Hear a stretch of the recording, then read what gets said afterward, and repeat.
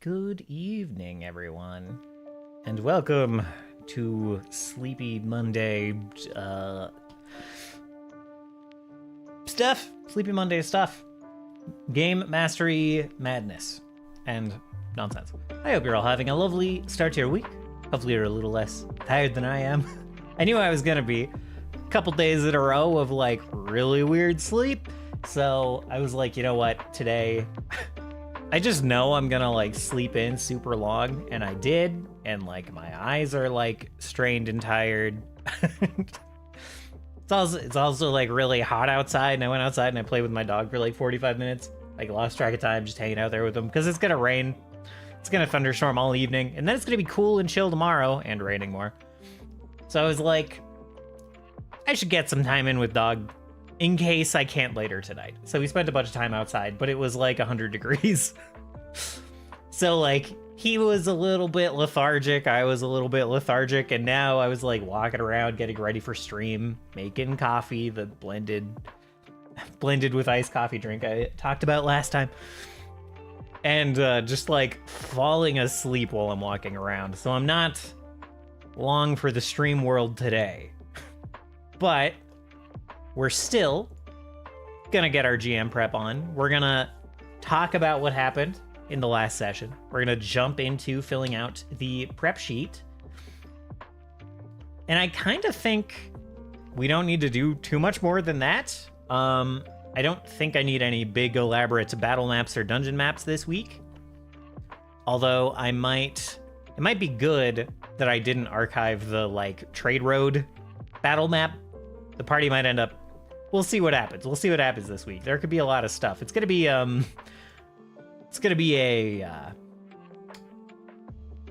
improv heavy week, I think. I think that's going to be the case for this session. So we'll see how that goes.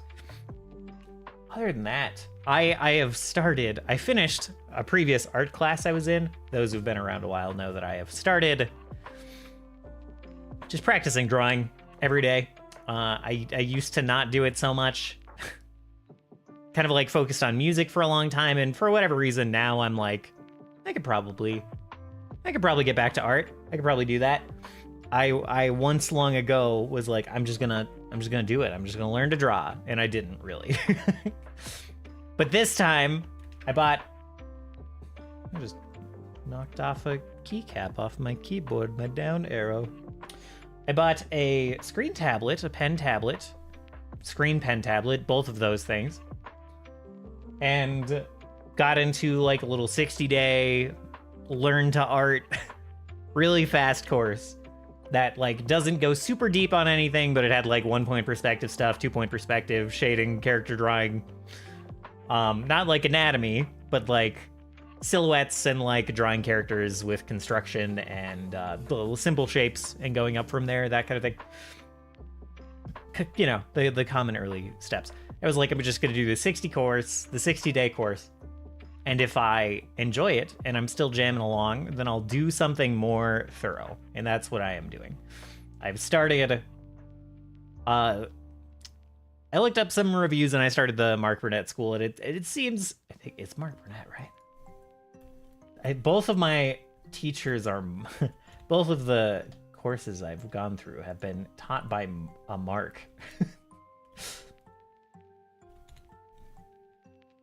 Yeah.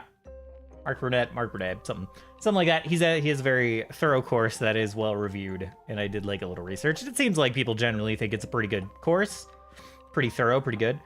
So I have bought that, and I'm jumping into that. I started it last night, but the first 2 videos are really long and like light on pen to paper. So I will be hopping off early to do that more tonight, but I'm very excited to jump into it. And new classes have always excited me. Even in like college and high school, I was like, hell yeah, new classes, new batches of learning. I'm very addicted to like the early stages of learning anything. I went into snowboarding with like the guy there was like, wow, your balance is like really good. You know, all this other stuff is rough, but like you like, you know, like balance is, you know, you're off to a really good start. And I was like, yeah, I'm really good at just the start of things. I'm really good at looking up 7,000 tutorials for the first part of learning something and then tapering off for everything but music, really. So we'll see if drawing and art stick in there. We'll see. So that's been my recent obsession. It's been reignited. I took an accidental July-long break. Not quite. I like ended a couple days into July and like restarted kind of like at the end of July, but yeah, my sleep schedule got really weird and my drawing schedule suffered, as did my stream schedule. Now I'm hoping, being back on the schedule for both, that both will stay consistent for a while. And next time I take a week off of stream for a new video game, like the next time a Final Fantasy XIV expansion launches, hopefully it won't actually be just like a month-long break. Hopefully it will not. Hopefully I will control myself a little bit better than that. Anyway, I was talking to a friend about how if my habits and schedules get jostled just a little bit, it's just like, it's all over, man. So I'm going to hit the flag button. We're going to get into the recap for the last session. I don't think we need any visuals from Forge, but let me get that open just in case. So I will get my notes. So going into the last session, the players had recruited... Where do we start with the recap? In anticipation of an enemy from beyond the stars arriving, someone just a creature known as the Unseen Seraph. In anticipation of his arrival, the players have been trying to undermine the efforts of this cult that is preparing also for his arrival. His underlings preparing for him to arrive. The party has been trying to undermine that group. They found out that this group was trying to recruit a jailed god called Maratan to their cause, so that this Seraph could sow his name and his ideals through the entire world, through Maratan's power over Nightmare. And the party said, that doesn't sound great. He has a bunch of minions that seem to manipulate people through dreams and seem to get information from sleeping people and all this sort of stuff. Maybe we should get there ahead of time. We should get there ahead of them, stop them from recruiting this Maratan, and either recruit them ourselves or slay them. And they went with the recruit option and managed to recruit Maratan. That was all before last session. The start of last session, the party had arrived back at their kind of secret hideout home base, which is the tower known as Tower Eincrad. We have a character in the campaign who is a dungeon named Turas Eincrad. We're using the Battle Zoo Bestiary Monstrous Ancestries books. And so one of them is a dungeon, and the dungeon has kind of become their hideout, more or less. And yeah, they returned there with Maratan and saw far in the south, where they had just been before going through the portal to Tower Eincrad, this star that had been hanging in the sky for about a week or so started to was descending when they arrived at Tower Eingrad, was descending out of the air over the mountain range of Monteclana and kind of disappearing out of sight. And they found for the first time that this burning light was actually surrounded by a twisted geometric mass of metal and stone, and it seemed that the Seraph brought a fortress or some kind of structure with him. And that descended with this star. So the party, the monsters, were like, oh, we have actually no more time. We thought he might be coming like later down the line, but he's here like now. That's pretty bad. That's pretty oh shit. So the start of this last session, they were trying to figure out how to mitigate these circumstances, how to move forward.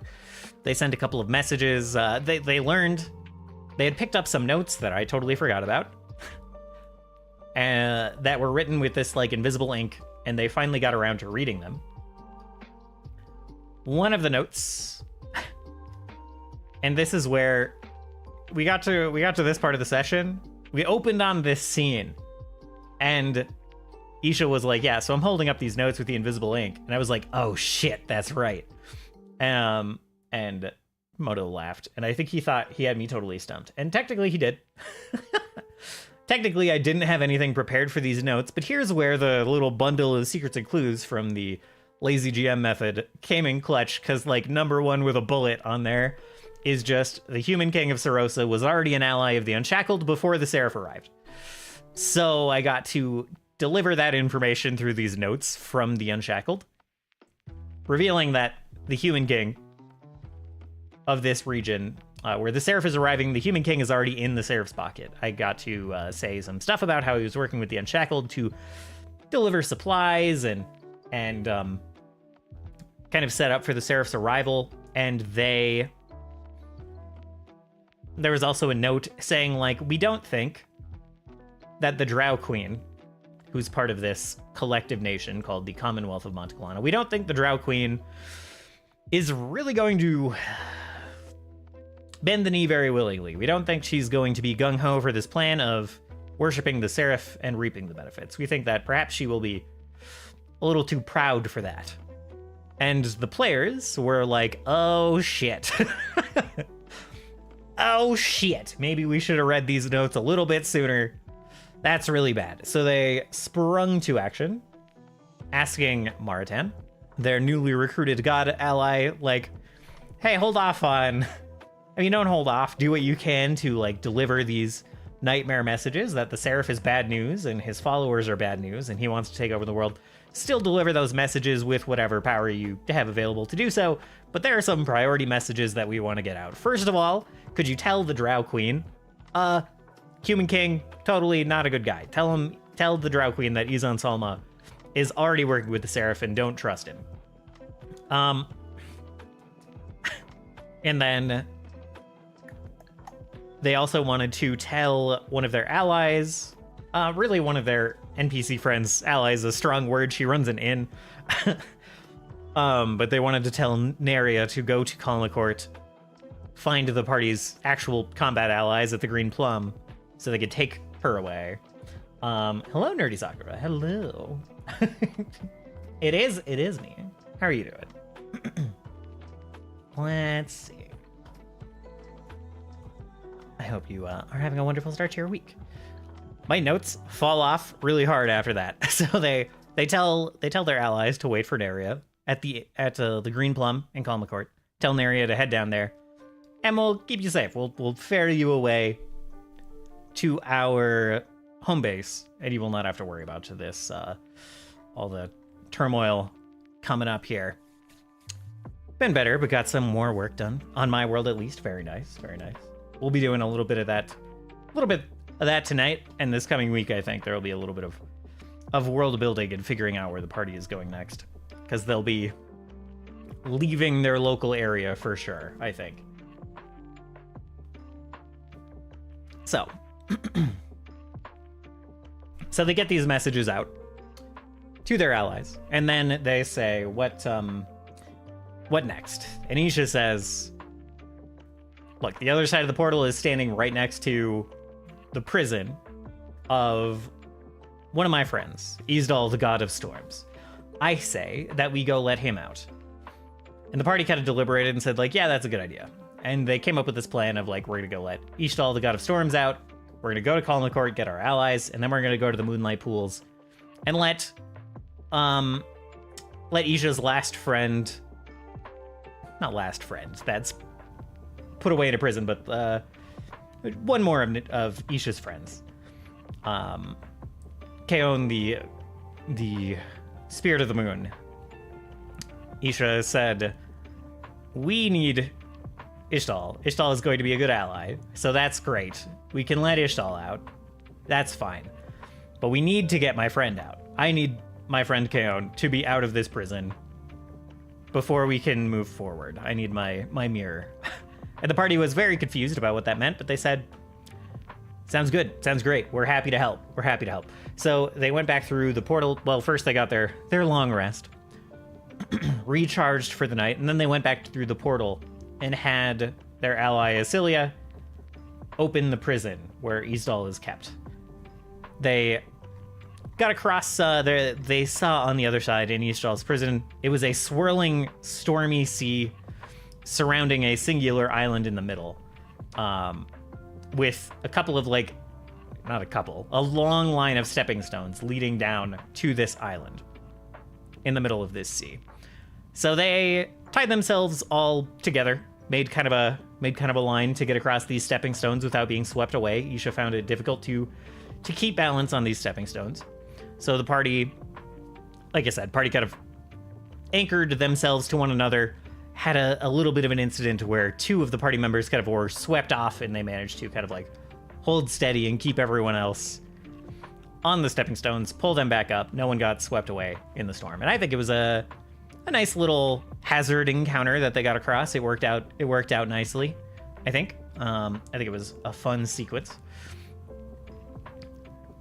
And then they got to the island in the middle, and they found Ishtal in the center. And Ishtal is an interesting creature. He is basically part goat and part crocodile. But right now he was all rage. They got there and he was completely unresponsive. Anytime someone tried to like wake him up or talk to him, he just zapped them with lightning and like let out a scream, but he was completely incoherent, not responding to anything at all. And they were very confused. I had an NPC here who kind of showed up. Maybe they showed up too early. We'll get to the talking about the consequences of certain things in a minute. So this NPC showed up. This NPC who is an air elemental who got trapped here. She's just a traveler.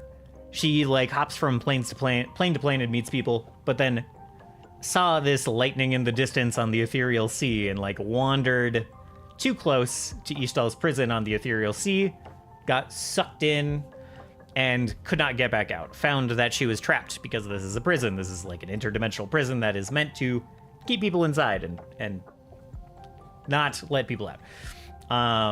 So she got stuck here. She relayed a story through images. She could only speak through images, whereby she tried to wake up Ishtal several times and kept getting zapped and zapped and zapped, and it was never successful, and he never responded. And then she kind of gave a vision of like, he doesn't seem to have a mind. He doesn't have any dreams I can get into. I have powers to get into dreams, and I can't talk to him through that. So he's not asleep. He's head empty. He's only anger right now. And so the party said, Isha was very bad. Isha almost killed the messenger here. Just out of rage. But the messenger was like, hey, wait, I didn't do this. It wasn't me. I'm just a victim. I wandered into this cage and I can't get out. I will help you find his mind though. You're letting me out. You're doing me a solid. I will help you find his brain. I will help you return his mind and his sanity to him. And they agreed with that for now. And then they took their leave of this rotunda of prisons. They departed. And when they got back to the outside, they found that the entire kingdom, the entire underground Drow kingdom that they were kind of exploring before, was bathed in this kind of brighter pinkish purple light, and they found, as they exited the rotunda, that the Seraph's tower had arrived here. The Seraph's tower and his star had arrived here. It was burning away in the center of the kingdom. We'll do a little flash here of the kingdom. Is like right here. And bathing the entire area in this alien light. Lots of little creatures flying around that are the Ruchalics, the angels, the minions of the Seraph that they had seen before.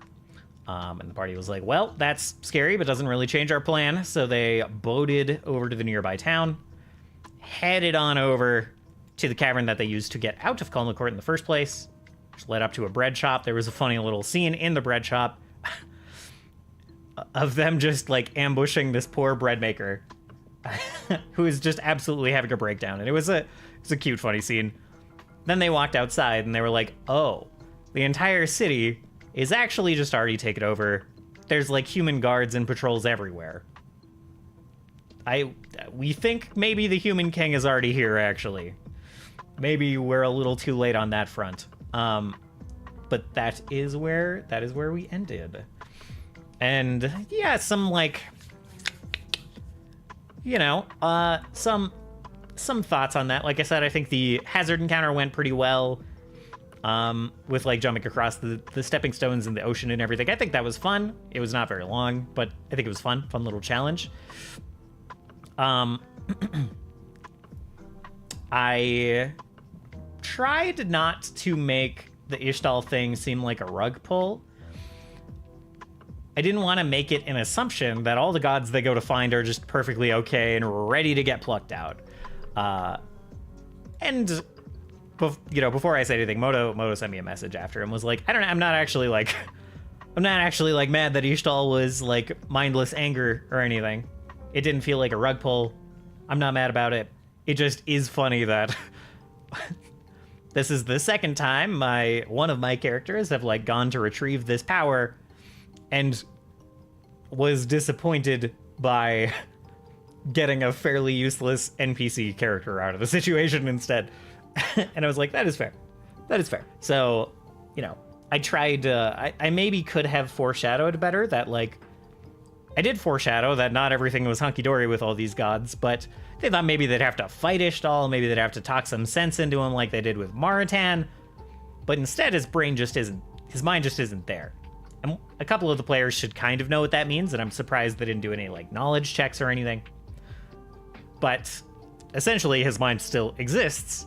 He has gotten the aid of another god that was met in a different campaign to like separate his mind into a different container and just he's inside of like an intelligent weapon or an intelligent item or artifact or something. This is just like a thing that happens in this world. When the four main gods of the world kind of arrived and took over, the other gods that were already here, the native gods of the world, some of them made like deals to get put away in prisons. Others were forcibly put in prison. Most of them were imprisoned. Most of them were not killed.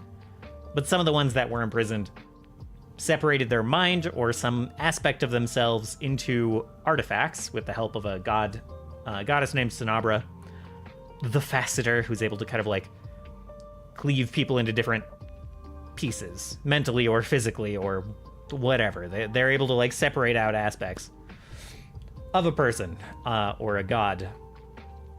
Thank you for the lurk. Obi-Wan Kenobi. Hope you're doing well. So that is the case with this god, and they'll find that out over time. Someone has absconded with an artifact that contains this god's consciousness, and they already know the NPC. They already know that an NPC has stolen one of these artifacts from a facility nearby, and they'll put two and two together. Eventually, I'll keep laying breadcrumbs until they figure it out. Farley, the person that they got, the kind of like old god almanac that they've been finding information in, he like took off with his payment and a couple of artifacts. One artifact, whatever, that's going to have Ishtal's like some aspect of Ishtal in it. His mind or something to that effect. So that'll bring Farley back in. That'll be fun. Yeah. And that leaves us with prep for the next session, where the party has a couple of different priorities here. They want to talk to the queen, the Drow Queen of Kalmacourt, see if they can kind of like recruit her to their cause. The queen doesn't know about their cause, but the queen is already not a fan of the Seraph and not happy with these humans that have come and taken over. So that's something they might pursue. They want to find Neria and then their allies Katota and Nahia. They want to get them to safety, primarily. That's their priority. And they... Really, those are kind of the two things they want to do here. On the way, they're going to run into some other trouble. They're going to find some complications.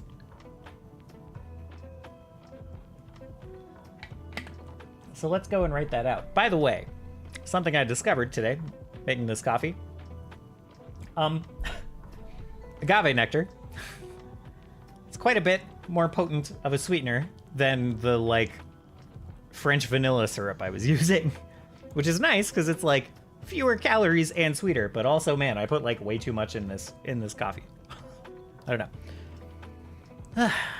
Alright. I need to chop my hair off soon, let me tell you what.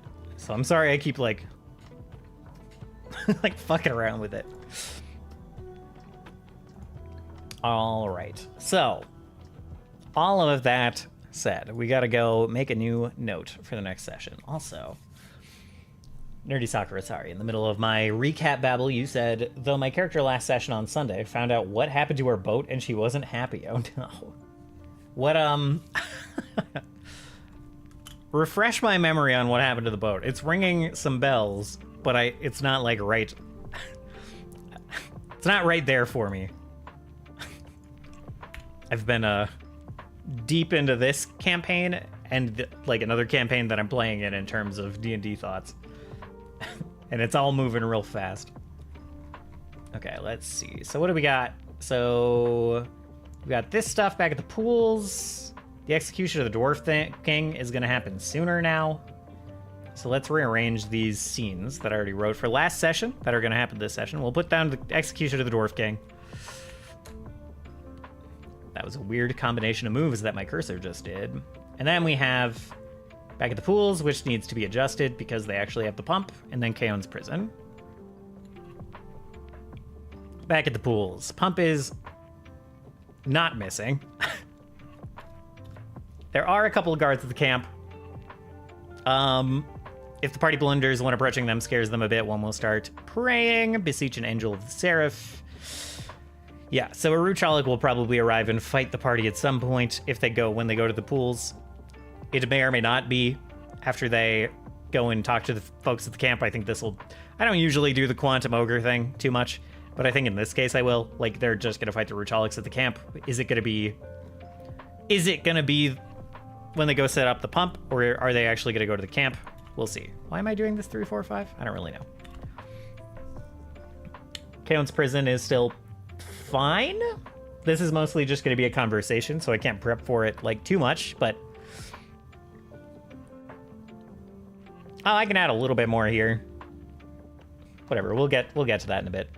Execution of the Dwarf King is going to be interesting. So we're going to open on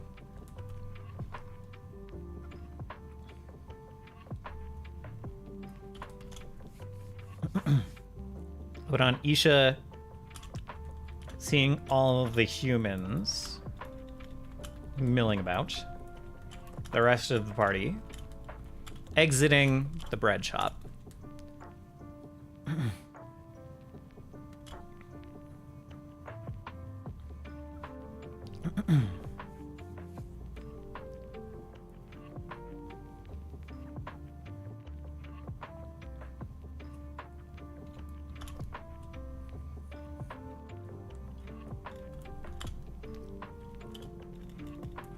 Here the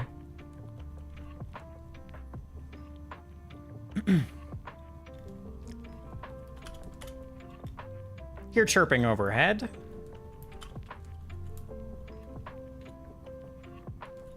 Doppler effect like... Is Doppler with 2 Ps? Yeah.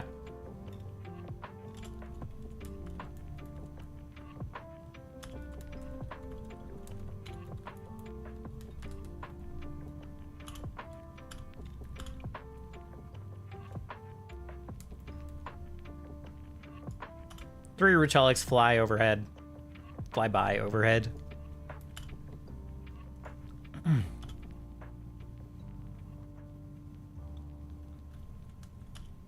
Catch the eye of nearby human guards. And they stop and stare.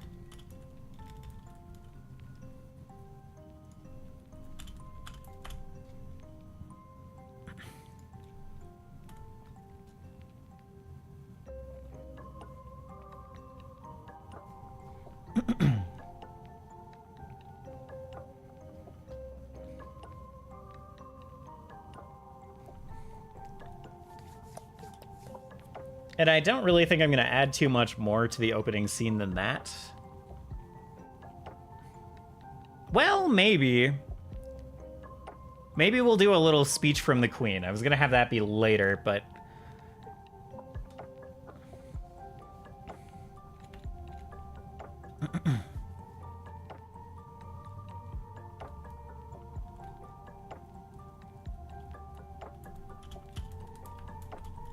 So they'll hear citizens of Kalmagort.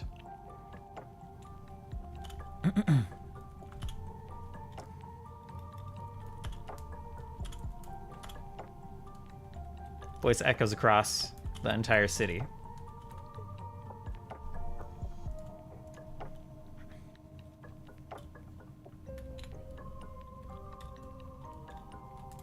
Gaze is drawn to the tower.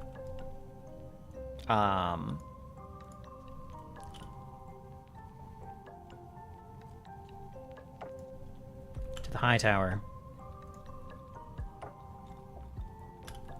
West end of the city.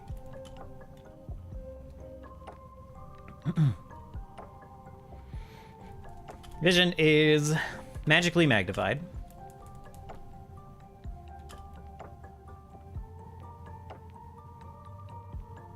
I don't actually know if I don't know if I want this here. I don't know if I want it. This could be something to break up. I do think I want this later. I want the party to be able to get into whatever they want.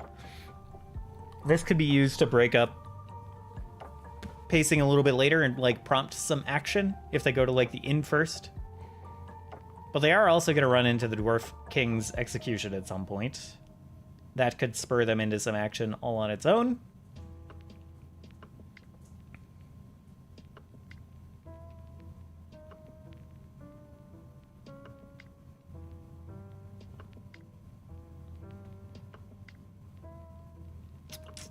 Well, let's just keep running it out for now.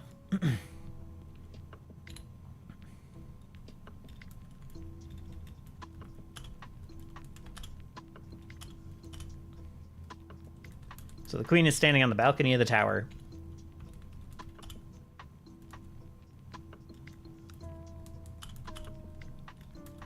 Floating beside the balcony, maybe 3 times as tall as her.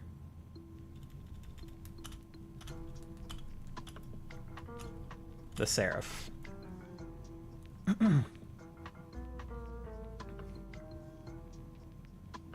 Do I want to show the Seraph?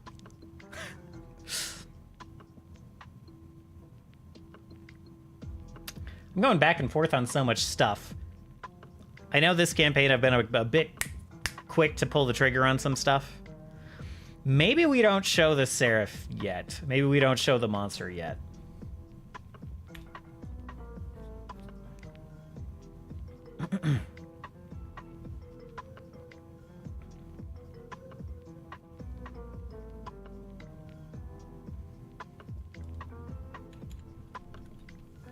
So let's see.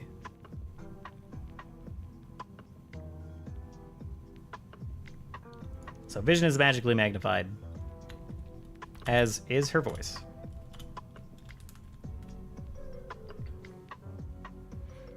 The queen is standing on the balcony. So she said, citizens of Konnor Court. She'll go on to say...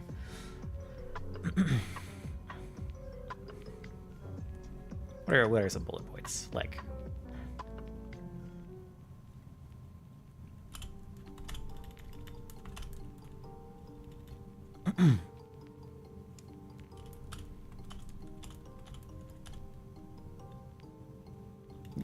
Let's keep these short.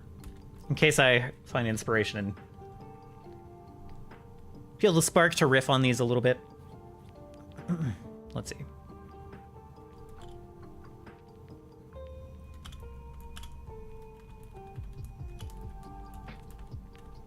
Last day has been confusing, challenging.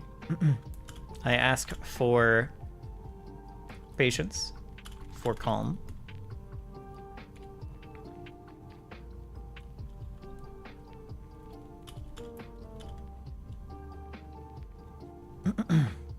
Let's see.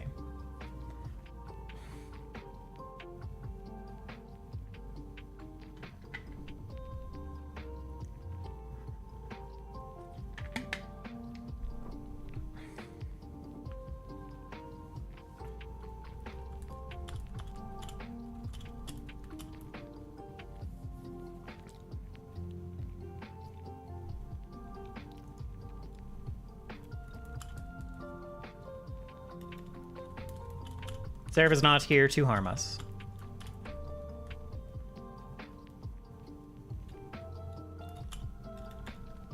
He has been welcomed by our ally. He's on Salma.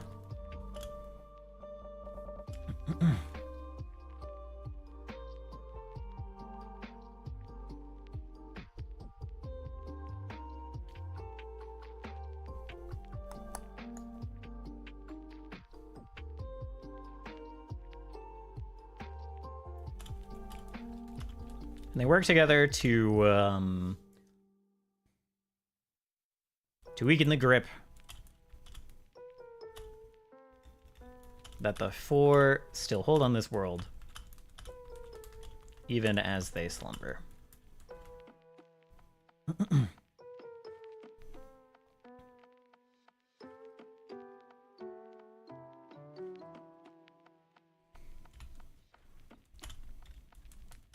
We'll have a place in this fight.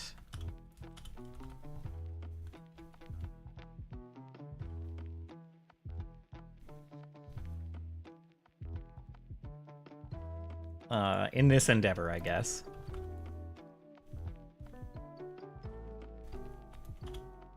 But for now...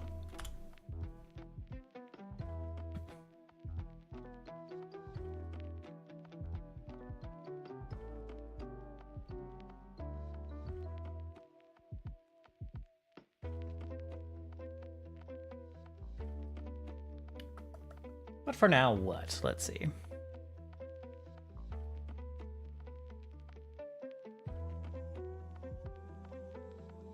I've already said to be patient, to be calm.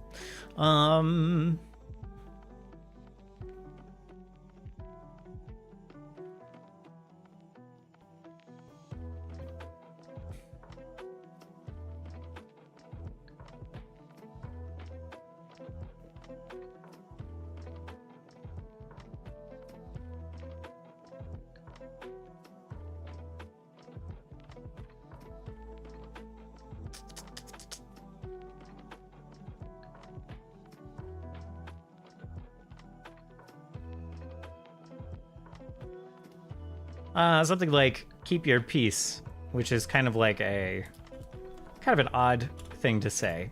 It's not quite like be peaceful, but or hold your peace, I guess.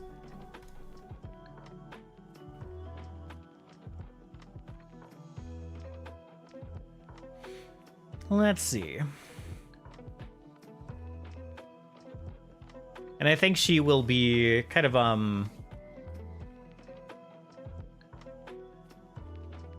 the whole time her hands will be kind of like folded in kind of an odd way. That will maybe signal like something along the lines of be cautious to the Drow. I don't know.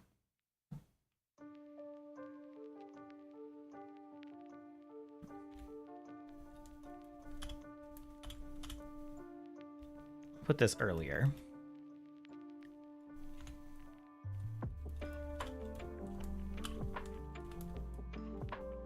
And it's folded somewhat strangely.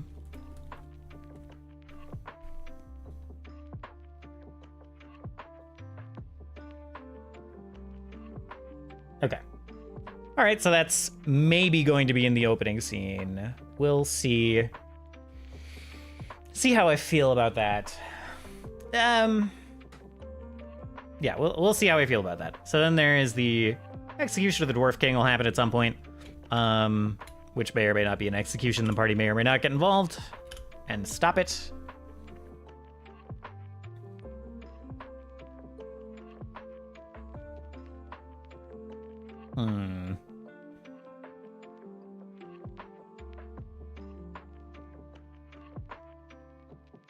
Let's see.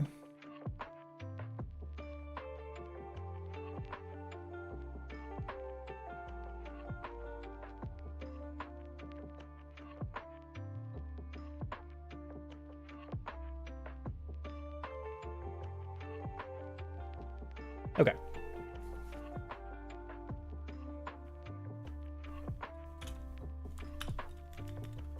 Green plum.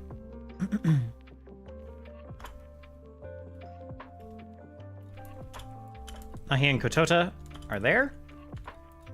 Naria, not there yet.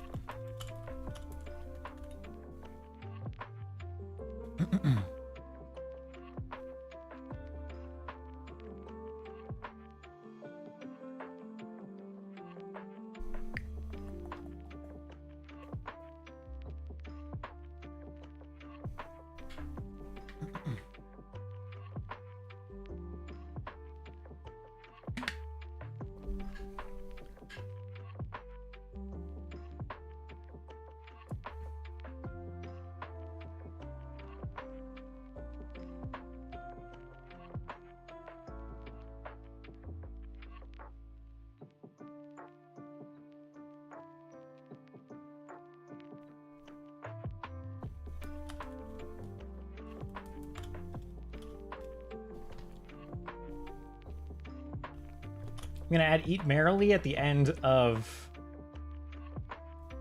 the Queen's speech. I think I'm just inventing an event that happened for the Drow, where they were planning, you know, maybe there was some kind of rebellion, some kind of takeover or something.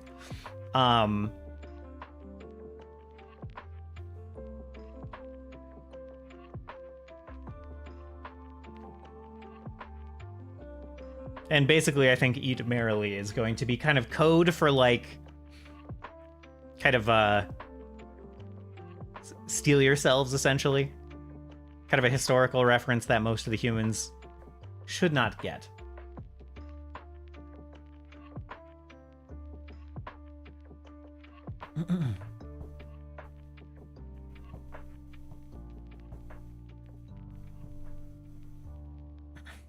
So I think this is a little bit of code, a little bit of a shibboleth.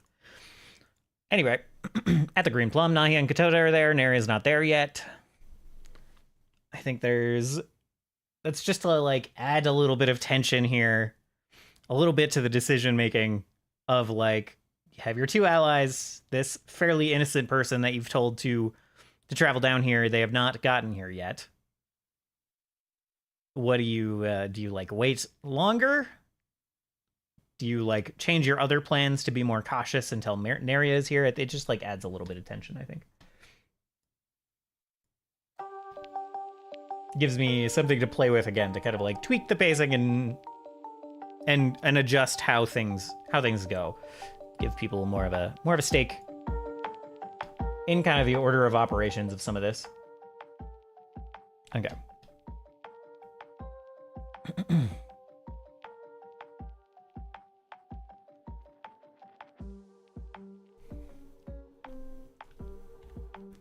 They have some more information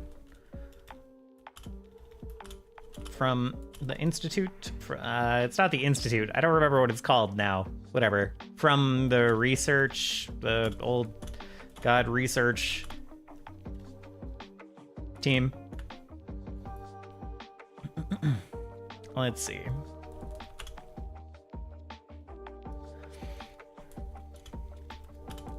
Sketch of the artifact that Farley took.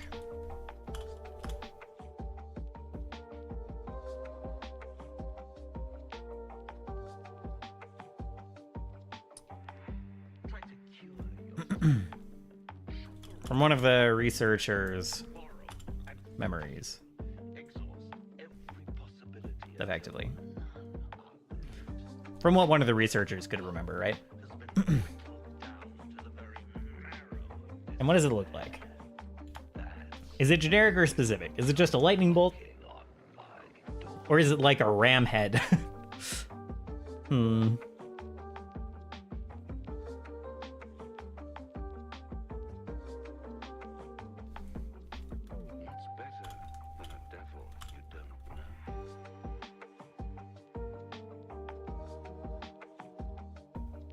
Let's see. So, you know, ram head, cloud, lightning, I don't know. I'm gonna look up some artifacts and some items and see where Ishtal might be held. I'm gonna try not to introduce too many intelligent items. I know there's another one coming up. But I've painted myself into a situation where Ishtal is gonna be... They're gonna be able to talk to Ishtal when they get this artifact back, but it'll be a while, I think. Anyway. So this is all at the Green Plum. Another scene might be the palace. Or the high tower.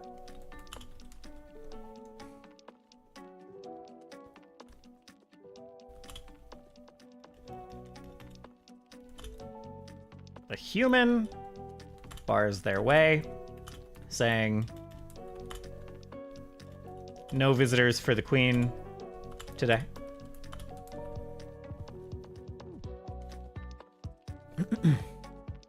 And we'll see how that goes. That's as much as that conversation that I could truly plan, but the human bars their way.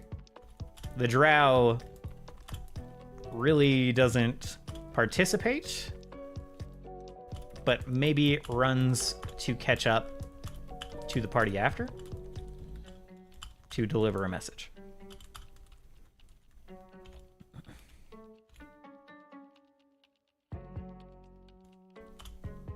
The guard captain is watching nearby.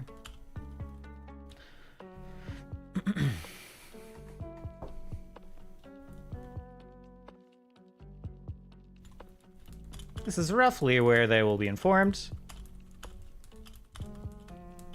that some of those loyal to the queen are organizing something of an underground resistance.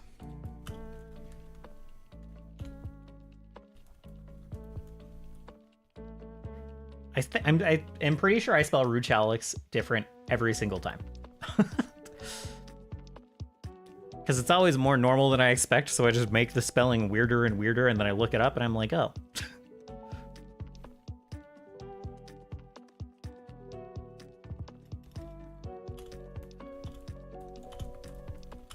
They're staying cautious and quiet.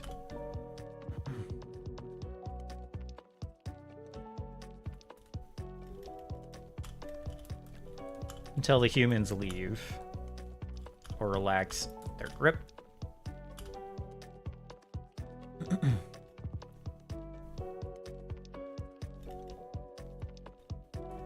Worried about the ability of Ruchalix to read minds, etc. Too easy to be exposed right now.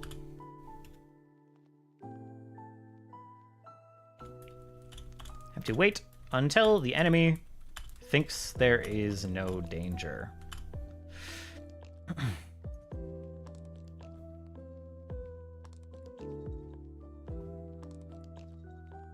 So really most of that is fine. Let's look over the execution of the Dwarf King. A group of human soldiers has surrounded the Dwarf King's entourage. They were the colors of Sarosa. One human on horseback, crown upon his head, watches on. At his side, a dwarf on horseback, black hair, black beard. A pair of soldiers grab the Dwarf King and push him forward. Oh, I think this guy also is going to have a crown. Iron crown. Pair of soldiers grab the Dwarf King and push him forward. One kicks the back of his knee and makes him kneel, with the Dwarf King letting out a grunt. Holding his hair and pushing his head down, the other is pinning his arms to his back. Familiar old elf enters the ring of soldiers. Blah, blah, blah. Augustine is there, alive again. Though he looks pale, almost blue, gaunt even more than before. His steps are uneven. Even at this distance, he looks unwell.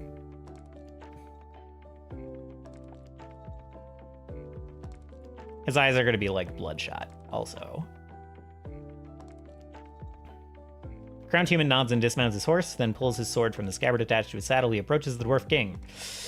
And then he's going to start his little speech, and we'll see what the party does. This will be something they stumble upon at one point or another. Back at the pools, a couple of guards at the camp. Yeah. So this is all later.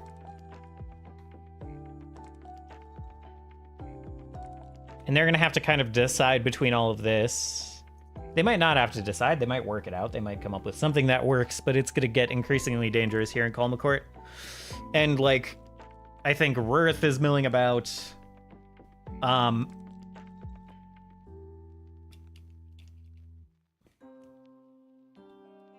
Rurith and Redmore, the king of Lenova and queen of Temel. They're both, like, in the city. They're both kind of trying to get out. One of them will have an easier time than the others for reasons that will be later revealed. So there's like a lot going on in this city. And it could go some interesting ways depending on what the party does. And they might not be able to make their way back to the pools and back to Kaon very, very quickly.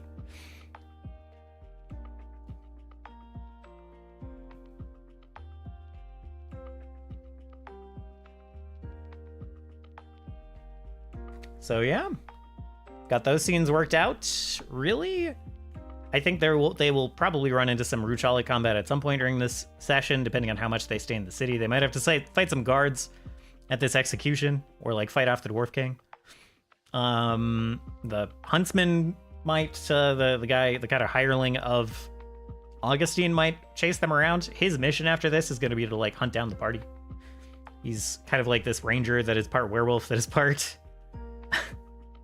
He's like a reformed murderer that Augustine has kind of manipulated into being his body man, his fixer, more or less. He's the one who actually killed Oriol back in frickin' episode 2, man.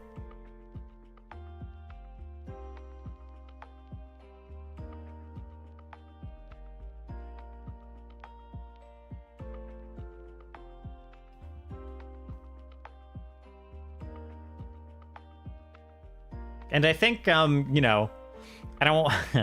They gave up Augustine's body pretty readily when the hand arrived. So they like probably know that nothing good is happening with Augustine's body, but it might feel like a rug pull when they see Augustine again. But he is very like sickly, like I'm describing. I think I'll like add something in this description that like. You know, you're seeing this ghost of a man that you murdered, and like even as you are asking yourselves how this happened and how this scummy elf managed to buy a second chance, he coughs, and you see, even at this distance, you see him kind of close his hand, and it is slick with red liquid. So he's not doing well. And however they brought him back, it is not like a comfortable existence for Augustine. I'll probably describe it as miserable, in fact. So there will be that.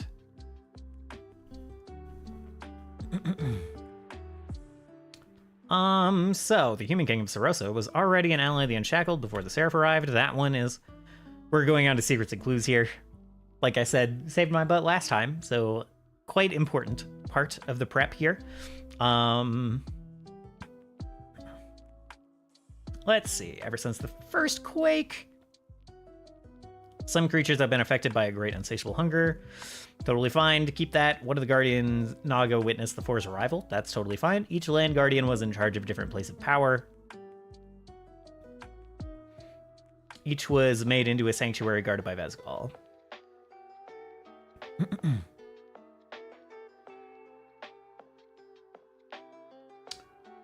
Yeah, there's like a little bit of this in what Turris was researching last time. I forgot this in the recap, actually, where Turris like started to look up some information on ley lines in his library and got too distracted to actually study on ley lines, and instead was finding these like notes in the margins of the ley lines of just writings that someone was making with dates that were occasionally like hundreds of years old, but 2 of them were within the last year.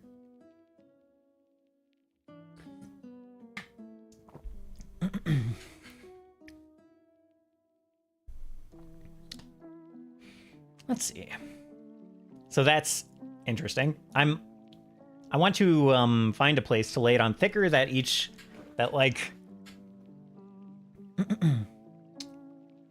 the ley lines in these places of power, those are the same. They've gotten they're like chasing it's kind of cool actually. They're like pulling on this thread from both ends, and eventually they're going to find out it's the same thread. So I'm excited for that. Some undead have been attacking the devils, the unshackled, the moonflowers, ignoring other living beings. That's totally fine. This could come up in the city somewhere. Turris' score is fairly typical, blah, blah, blah. That's totally fine. Many of the people created by the Four actually existed before, totally fine. That's like the esoteric world lore that doesn't actually have much to do with the story at the moment. Queen of Culmacourt has tasked some of her most loyal underlings to form a resistance. That's fine. Oh, this is just going to come up directly this session. This isn't a secret or clue anymore. I kind of gave that last time. Again, with the notes that Isha had of like, we don't really think the queen's going to be very pliable, very malleable to our current situation, so let's be careful about her. We're already hinting at that. The Divine Naga that served the Four are the same as those referenced as Guardians of the Land. That could come up, I guess. They kind of already know that the Hand and the Unseen Seraph both work for the same entity. They both work for Shub-Nigroth.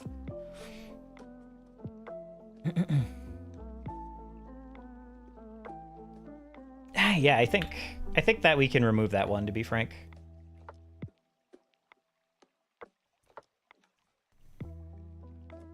I'm so hesitant about that. I haven't made it obvious. They both talked about it. They both talked about the Rotting Mother, but whatever. Okay.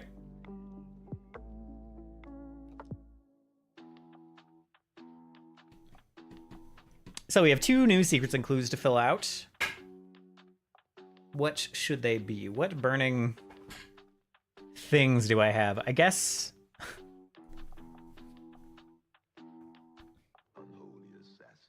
I was just saying that I want to lay it on a bit thicker. That the places of power are like ley line nexuses. And that they're related to the ley lines that all these people around the party are already talking about. But I don't want to make it like I already have hints about it, and they'll get there. I think.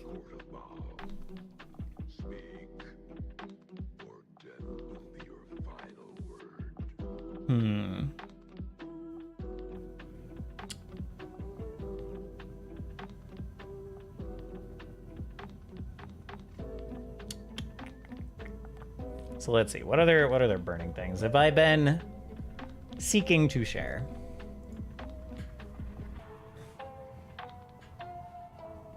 They haven't really reviewed they have like several clues that like, yo, this Arx Systinium, this the Enduring Keep is in Temel. They have several clues saying that. But they haven't just come out and concluded that. They haven't put the clues together yet. I'm hesitant to put it back on Secrets and Clues.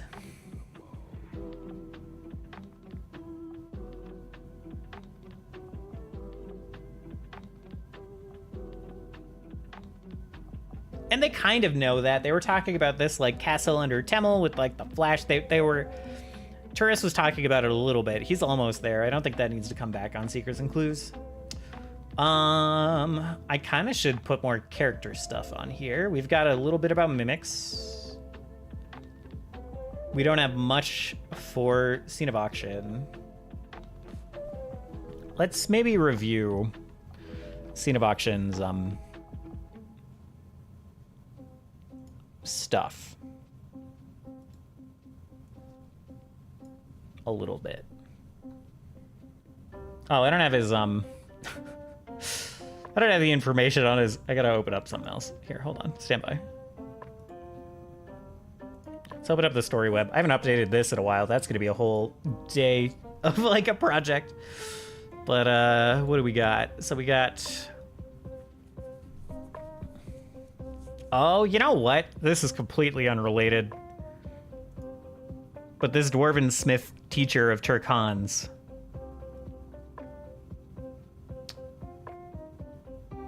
could come up.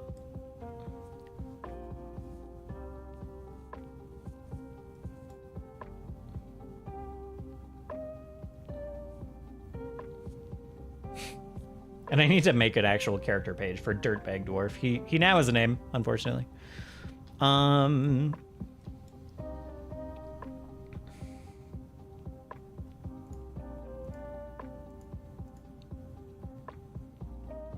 I think this Dwarven Smith should be a badass. I think he should be a badass. He should have something to do. I'm going to start giving the characters artifacts. And he...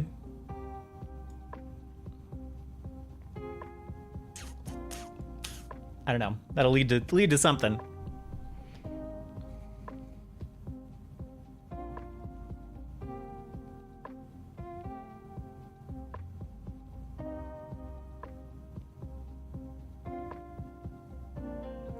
Neria's been in a lot of stuff. This whole, like, quest is gonna be... One of the whole current arcs is, like, to go get Neria back. There's an instrument artisan who is also Turkhan's frightened human tradesperson.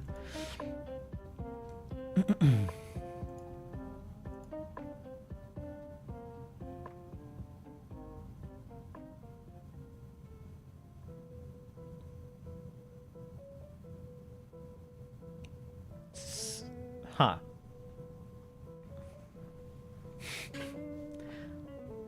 Maybe this artifact... Maybe this artifact is an instrument of some sort. The artifact that Ishtal is, like, held in is, like, an instrument of some sort. And maybe this instrument artisan, who's also Turkhan's frightened human tradesperson, maybe that comes in there somehow? I don't think we really need a local gravedigger at the moment. Or the local daycare teacher. I don't think either of those necessarily will come up. Oh my god, I forgot he can't read music.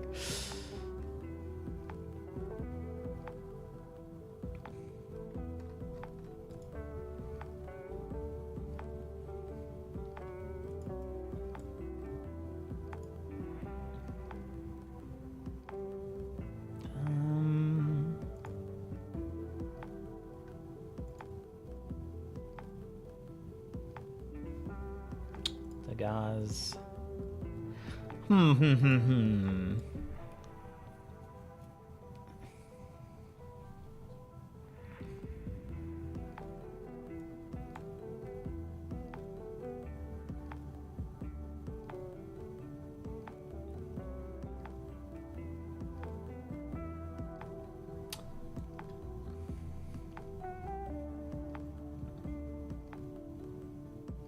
I don't think this should come up now. But I definitely think Ysera is working for the Unshackled, she's kind of like the inciting incident of Steris's backstory. She hired a bunch of adventurers to, like, go clear out the temple of Steris's sisters.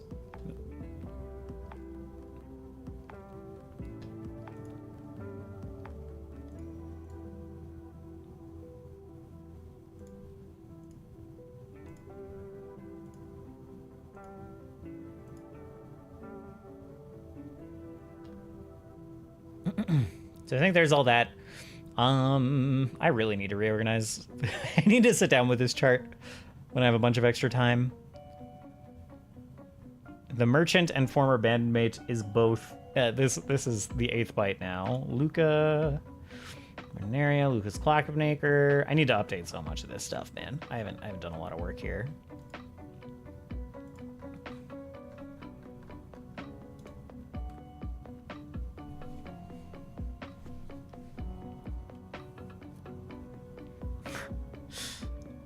Every time Batsarig gets in a fight with the party, I need a way for him to escape. I need him to keep surviving.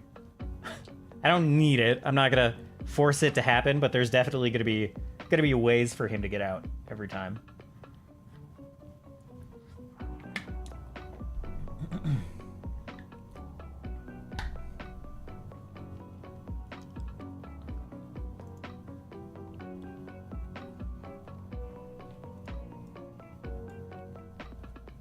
Let's see.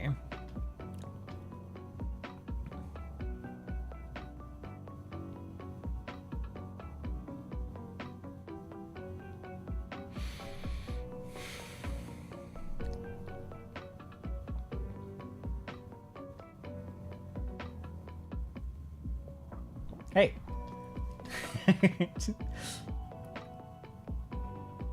Hello, idea machines. How are you doing?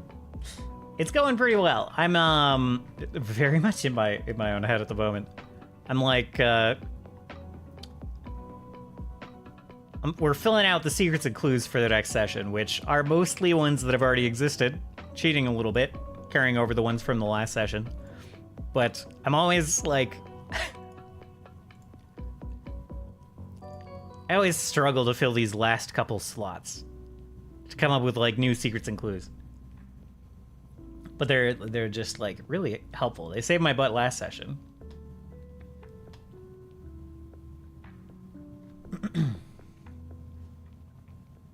Where the party stumbled across some information that had to be like big and important, and I was able to just quickly scan through my secrets and clues and be like, oh yeah, this is a pretty big deal.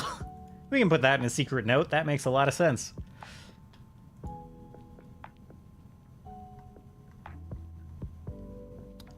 So I'm trying to find something of that caliber to put back into the secrets and clues. The big one that I'm babbling about, the one that was kind of a big deal, was just that like the human king of the kingdom where the party all kind of comes from, was like betraying the kingdom before this enemy arrived and kind of took over. And this guy was kind of like preparing for this guy's arrival all along, this Seraph's arrival. So I'm like farming some character backstory stuff and seeing if I can find another secret and clue to go in there.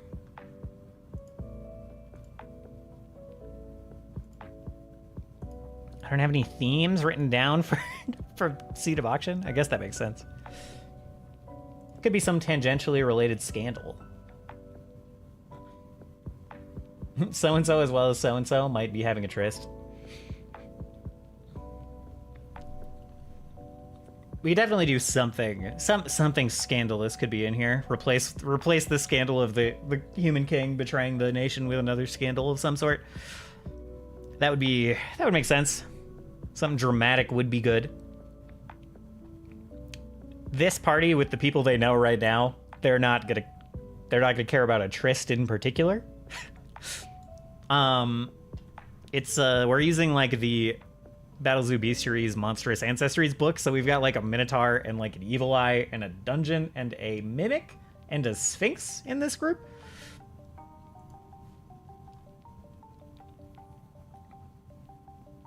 And a Medusa, a Steno. Actually, the Steno would be very interested in learning about a tryst. That would be right up their alley. It wouldn't be world-shattering, but they'd be like, tell me more. They would be very interested in farming all of that.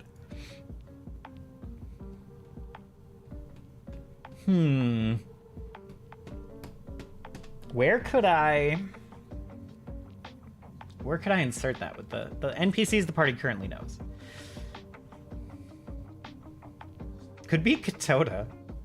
Katoda hasn't spent much time. Katoda is just like this orc mercenary they picked up a while ago. They've picked up a lot of kind of follower NPCs to kind of watch and work at Turris's dungeon / tower compound. We could do a secret clue like that. We could start doing little little rumors about the NPCs they've picked up.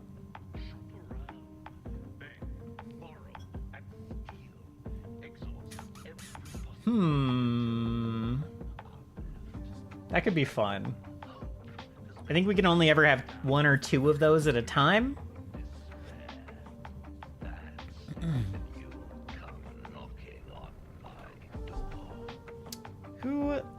Katoda and Nahia haven't spent much time with the other follower NPCs yet. All of them have only really been together for like a week max. Because the time dilation is real in this campaign.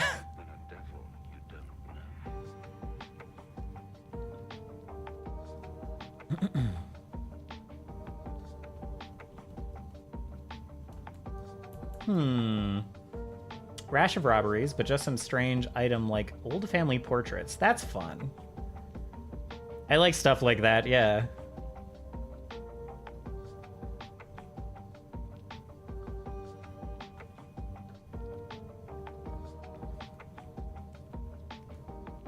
Yeah, they're currently in the last town they were at. Like, they're coming back to it, so they could find some fun rumors about... And there's been a little bit of chaos in the last day or so. There's it's a little bit of... We're kind of at the end of an arc, so it's a little bit of, like, world-shattering chaos. A little bit. This Seraph from the stars has descended and effectively taken over their town. So there could be room for, like, someone took advantage of the chaos, but not in a way you'd expect. And like, not as bad as you'd expect. They only took, like, sentimental items or something like that. I don't know that they'll have a lot of time to deal with it right now. Which is fine. And is actually an egg. Funny that you should mention that. They just got a magical egg.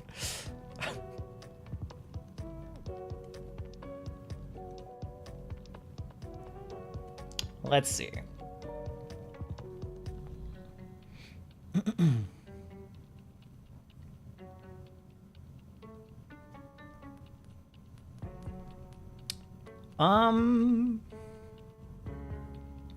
I wanna think about this this Rash of Robberies one.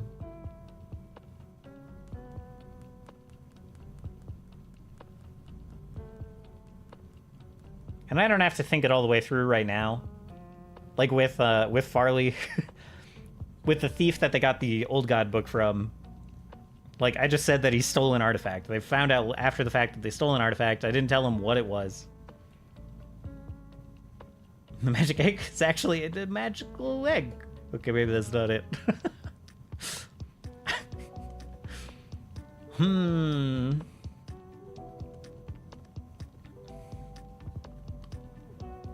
Personal items, personal effects. Maybe from the Drow?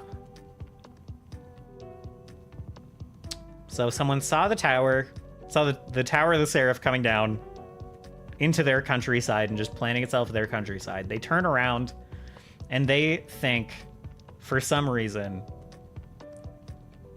I need to go steal a bunch of, like, Drow personal effects, a bunch of stuff with sentimental value.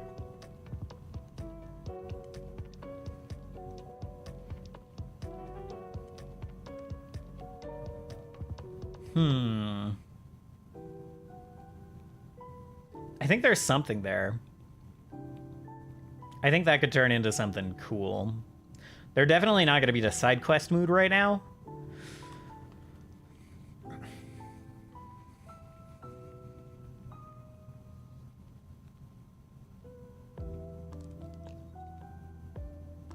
But I think that could set up for something interesting later.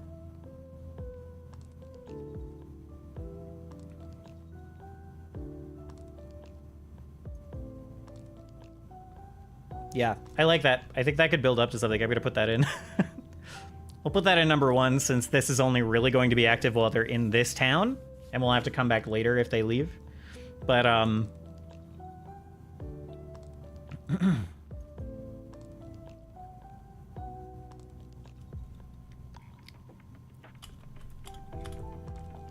rash of robberies started immediately after the tower came down.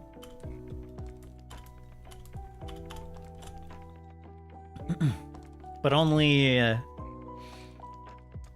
items of sentimental, not monetary.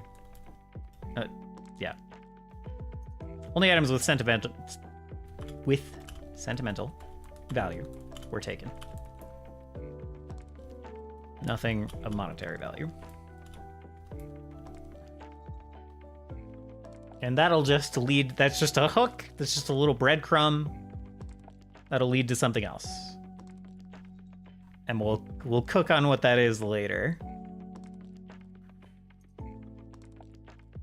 And it's specifically going to be inspired by the sight of this big fuck you alien tower showing up.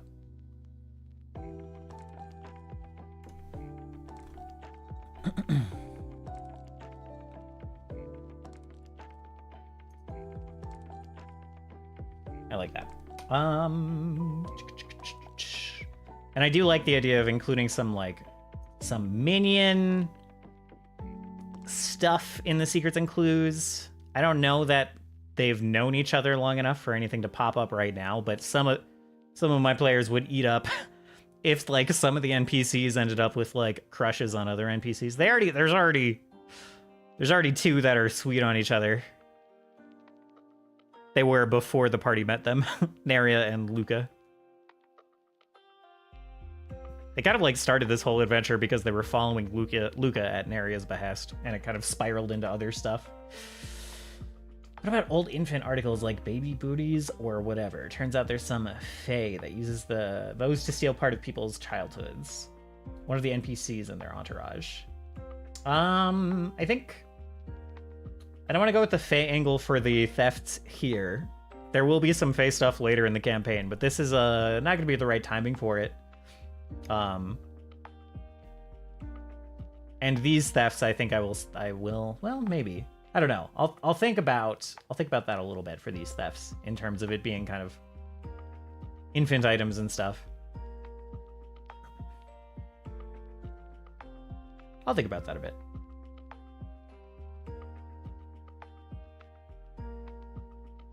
But yeah, fae shenanigans will come up later. I'm in a point where the party has already confused themselves with the amount of things going on in this campaign, so I'm trying not to expand it too much. They've consumed a lot of side information already. So I'm backing off of those a little bit. Demons, devils, heck, even some scrawny angels want to immortalize innocence.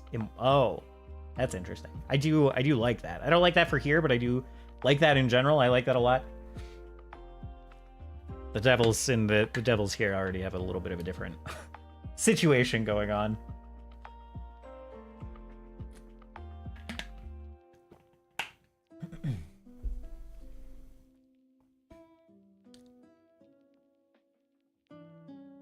We already have something on the undead. The undead are attacking devils and cultists. There have been a couple instances of the undead being the good guys, and it's very confusing for townspeople and stuff. People don't understand what's going on, so that's in there a little bit.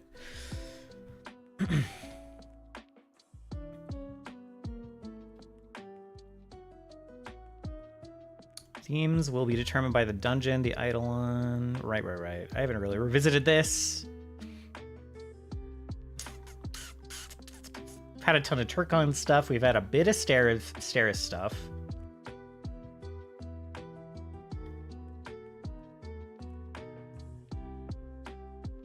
We have a little bit of Mimic stuff, but not a lot of Stew stuff in particular. An absolutely wild amount of notes. Yeah.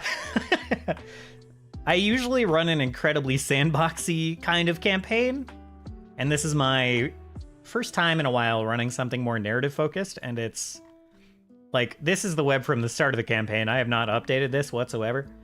Yeah, I have quite a bit of notes in here. It probably looks. I mean, it is a lot. It just is a lot, but it probably looks like more than it is.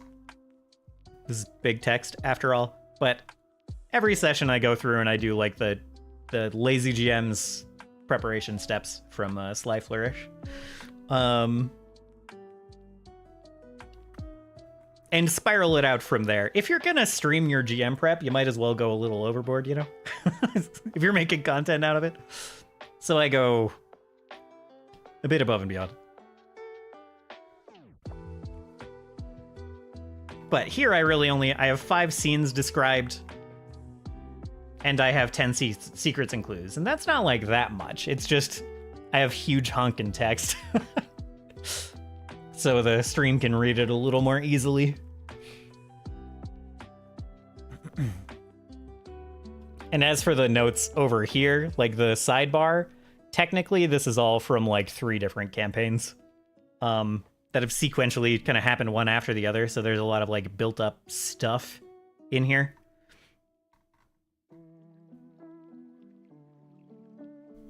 My prep usually consists of me thinking of an idea, forgetting to write it down, then making stuff up as the session goes. Very familiar with that school of GMing as well. I'll spend like 10 hours setting up a dungeon, but then I will like not remember certain very important ideas going into my dungeon.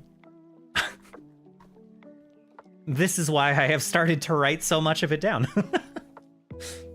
Small recurring description of something without explanation. Insert the same word for word, 1 sentence description. Hook that something is following them. Like, you enter the town past rural cottages with whitewashed exteriors, as well as fences to keep farm animals in for substance. A lawn gnome stands proudly with pick in hand. Hook that something is following them.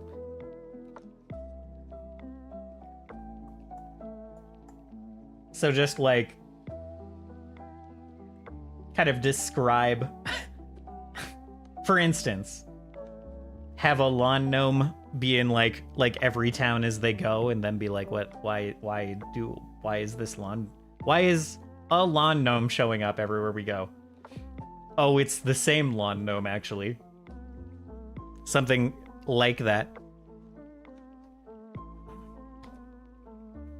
Or am I falling off the train? Have I lost the plot?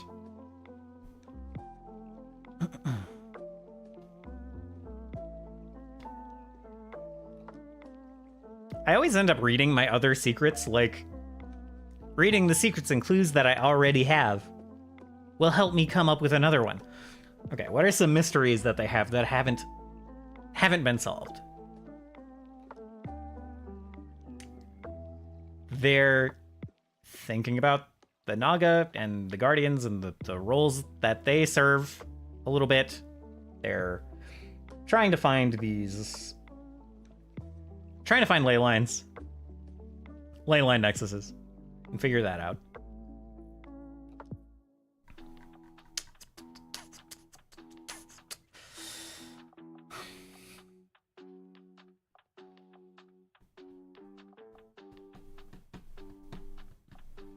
I need to go back and watch my own VODs. I need to go through and listen to some of their conversations a little bit.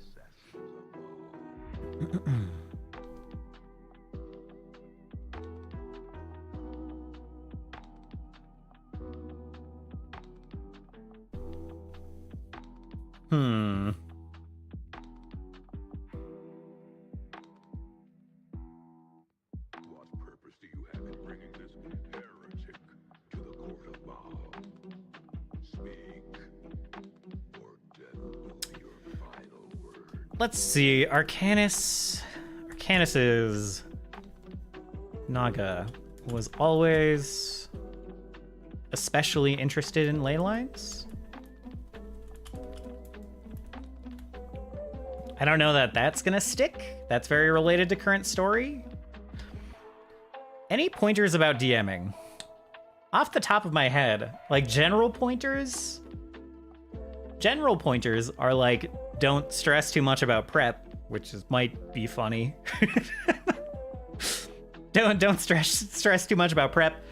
Like, I don't know, the best kind of prep that I do is like going on walks, listening to music, thinking about my world and the situation that the characters are in. And that's the best prep that I can do. That is what makes my world feel more rich. And all of this is like truly mostly in service to making it up as I go. Like, it's informed improv, really, is kind of, you know, kind of what I try to set up. Even though I have to make big maps and big dungeons, and, like, that's just part of my brand as, like, a GM, I still, you know, as an entire dictionary, that's what I'm saying. It's like, might sound funny, but, like, I'm fleshing out some scenes here, right? That are probably going to come up, but truly I could actually GM most of the next session by improv. The most important information that I could possibly provide to myself right now is like, I've been calling this guy the Dwarf King for like 7 weeks. He has a name back in my notes. I don't remember what it is right now. So, like, the most helpful thing I could probably prep right now is to go back and look at a fucking note that has his name and put it in here. Like, that's probably more helpful to me than all of this other stuff. Oh, the secrets and clues, though. Like, here's another hot tip that I could just fire off. Go look at Sly Flourish's YouTube channel. Go pick up the Lazy GM's Lazy GM's Companion. No, Lazy GM's. The Lazy GM books are all good. Lazy GM's Companion is like a supplement. Return of the Lazy Dungeon Master is the book. That is an incredibly helpful read, and probably will help you kind of like adjust your brain to like the most important parts of GM prep more easily than anything else, I could say. And like going through and just doing a quick worksheet like this, like this seems like a lot. This page seems like a lot. Been here doing this for less than an hour. Been writing on this sheet for less than an hour. This was blank. This was blank an hour ago. This isn't that, you know, this isn't actually that much time. So yeah, like following the steps of the Lazy Dungeon Master, incredibly helpful to wrap your head around a session and kind of understand what's going to be going on. And the other tip that I have that's kind of a non-tip. The last one was pretty much a non-tip of like, go buy someone else's book. This one is another non-tip of like, just because something works for someone else. Like you're going to build up your own style. Just because something works for something else doesn't mean it has to work for you. I don't do all, like, I don't agree with maybe half the things that Sly Flourish says. It just like doesn't work for my GM style, but he's still incredibly like useful for me to go listen to and like kind of filter his thoughts through my own brain of my own experiences of GMing and what works for me and my group, and you know, picking up the bits and pieces from that work well for me, I think is kind of like what's led to my own GMing success, is like doing that for his content and all of these other like D&D YouTubers who give GM tips, like understanding what tips are going to work for you and which ones are going to like lead you astray and not work with your style. Like if you're not great at improv, then people can say like, yes and like it's all improv and just like make sure you're ready to improv. Like that's not going to be very helpful if you're not.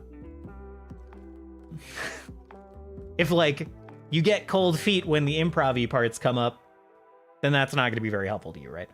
So understanding your own GM style and your own strengths and weaknesses in GMing is gonna help more than any one piece of advice. So there's one tip and 2 non-tips. I don't even remember what the first tip. Oh yeah, don't get stressed by GM prep. Yeah, kind of 3 non-tips for you really, but hopefully one of them is helpful.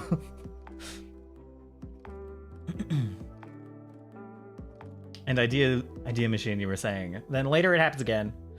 In a different location, the trader's caravan is bright with silks and signs, beckoning would-be customers to their wares. Several have been here for what appears to be long enough to create small yards and stone pathways leading up to the wagon. A lawn gnome stands proudly with pick in hand. Yeah, that's pretty good. That's a good trick to draw attention to something. Doesn't have to be a lawn gnome, but just like, if you consistently describe something the same way, eventually players are going to be like, what the fuck? What is going on? They're gonna come up with conspiracies for you. Don't do it just to like fuck with them though, because then they won't give a shit about any minor details you bring up, and you don't want that either. So don't just like do it as a joke. But definitely something you want them to pick up on. If you describe NPCs as, if there's like a symbol for a certain group and you keep describing NPCs with the symbol, you don't have to be like, and they're wearing that same gosh darn goat head necklace. You keep saying like, you know, there's this guy, he's in robes. Looks like a typical kind of, could be a cleric, but maybe just like a, you know, I don't know who looks like a cleric. Could be a librarian, whatever, blah, blah, blah. Goat head necklace. And then you describe a guard, and like you walk up, there's this guard, messy brown hair, plate armor, goat head necklace. And you just like keep bringing up the same descriptor. And eventually they're going to be like, well, hold on.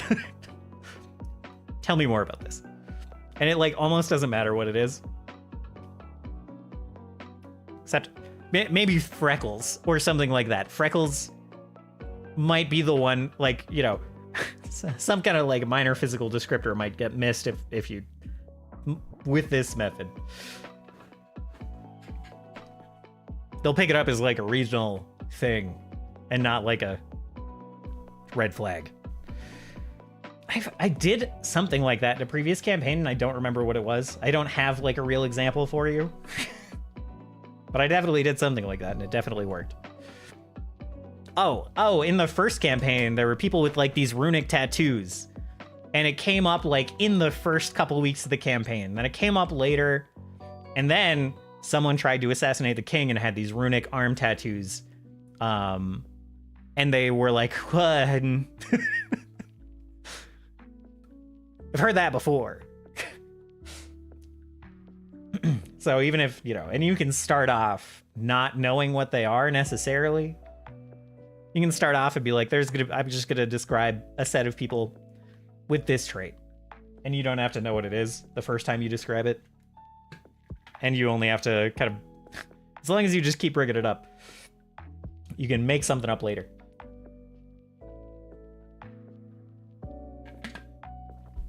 Although that'll occasionally lead to a situation where someone's like, I want to roll a knowledge check about that the first time they see it. They're like, oh, they have these runic tattoos that seem to tell some kind of like story.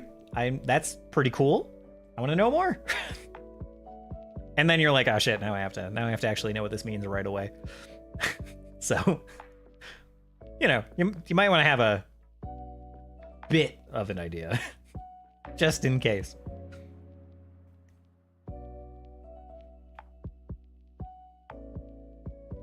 And in that case, if someone had if someone had like asked about it, I just would have said that, like, yeah, these tattoos, they originate in this one area, this one culture, and they just like they just tell a warrior's story. It's part of like a kind of warrior tradition, and it's kind of like a you know, it's a little old-fashioned.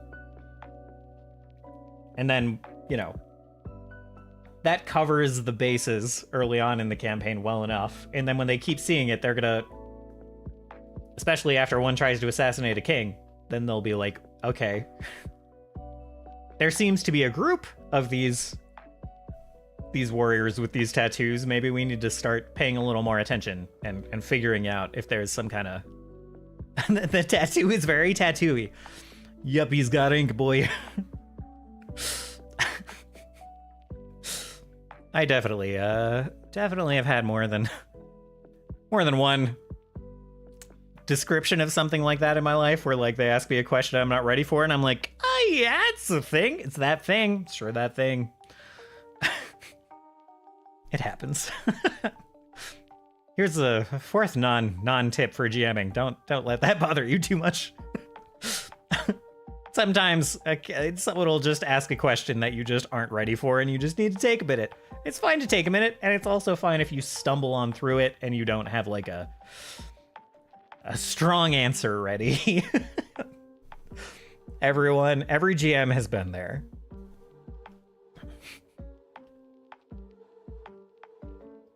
Hello, Shadow Karama. Give them a DM special tactic. Ask them what they think it looks like. That's totally fair, yeah. When they ask you what it looks like and you don't know. That's, if you just, like, totally don't have an answer, and it's not, like, something that's, like, core to, you know, core to, like, whatever story or setting you're setting up, scenario you're setting up, you can just, like, turn to another player or the same player and be like, I don't know. Why don't you, instead of this being like a knowledge check to see what you know, why don't you spout lore? Why don't you tell me what you know? Let's borrow something from Dungeon World. Your good role here actually means you get to tell me what it means. That's cool. Cool little trick to pull. Not every player is going to be ready for that. Be aware of that. If you're not sure if your player is down to clown with making something up on the spot, maybe like ask them first. Just be like, you know, Brandon, what do you think you have something for that? Do you think you have a description of what that might mean? You don't, like, you know, that's a little less pressure. Are you putting them on the spot a little bit less? Mine was a small pin of a red gem. Ooh. With a needle through it as a symbol of mourning. And with a high enough roll, the tradition started when a rebellion was put down violently. As a symbol that the wearer lost someone in the riot. Oh, wow. That's pretty cool. That's pretty cool.